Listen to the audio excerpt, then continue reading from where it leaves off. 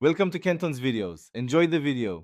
Begin by parking the 2008 Lexus GS350 on level ground, engage the parking brake and chock the rear wheels. Open the hood and wear safety glasses.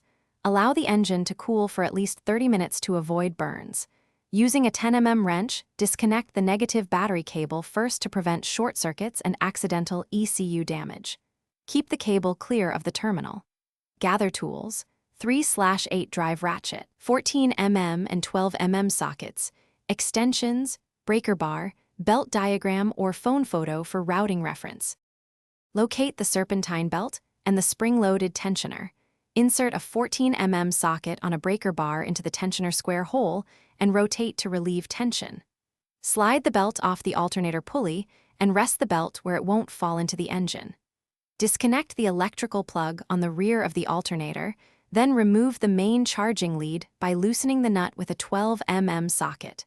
Support the alternator. Remove the mounting bolts, commonly one 12 mm and one 14 mm, then carefully lift the alternator free.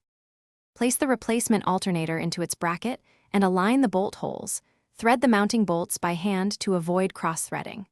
Snug both bolts, then tighten to the manufacturer torque specification using a torque wrench. If you lack the spec, tighten securely while avoiding over-torque. Reattach the main charging lead and electrical plug. Reroute the serpentine belt per your photo or diagram, use the 14 mm socket on the tensioner to install the belt, and slowly release tension. Reconnect the negative battery cable, start the engine and check charging voltage between 13.8 and 14.8 volts. Thanks for watching. Consider subscribing if we helped you.